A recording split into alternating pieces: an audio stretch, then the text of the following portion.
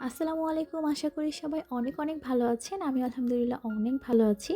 আর আজকে আপনাদের সঙ্গে শেয়ার করছি আমার সাদামাটাভাবে কাটানো রোজার আরও একটা দিন। যেহেতু বোনের বাসায় আছি, কাজের কোনো প্রেশার নেই, একদম অলসভাবেই দিনটা পার হচ্ছে।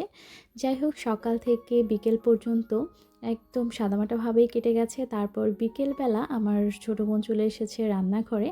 ও একা একাই রান্নাবান্না করছিল। আমার মনে হলো কেননা আমি ওর সঙ্গে একটু হেল্প করে দেই, তাহলে ও একটু রিলিফ পাবে। তাই আজকে দুই বোন মিলেমিশে এই কাজগুলো করছি। শুরুতে রান্না করেছি বাটা মাছ দিয়ে লাউয়ের ঝোল।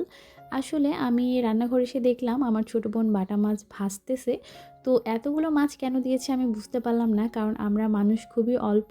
এত অল্প মানুষের জন্য এতগুলো তরকারি কিভাবে শেষ হবে আমি শুধু সেটাই ভাবছিলাম। আর তারপরে এখানে রান্না করছি ইলিশ পোলাও। আসলে আমার হাতের ইলিশ পোলাও নাকি খেতে ওদের ভালো লাগে, সেজন্যই দায়িত্বটা আমার কাছেই পড়েছে।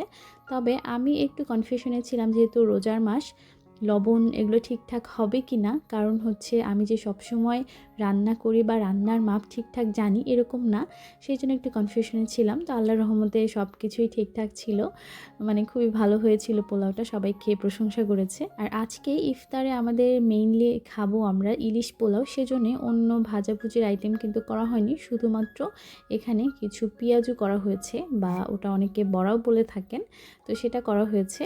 আর এখন ইফতারের আগ মুহূর্তে প্লেটগুলো সাজিয়ে নেওয়া হচ্ছে।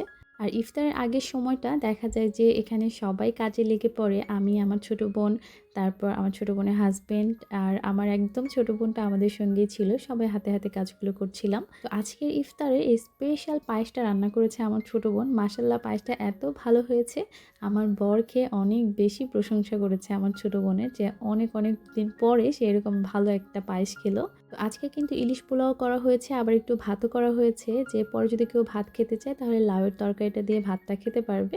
তো এই ছিল আজকে আমাদের ইফতার। সবাই ভালো থাকবেন। আল্লাহ হাফেজ।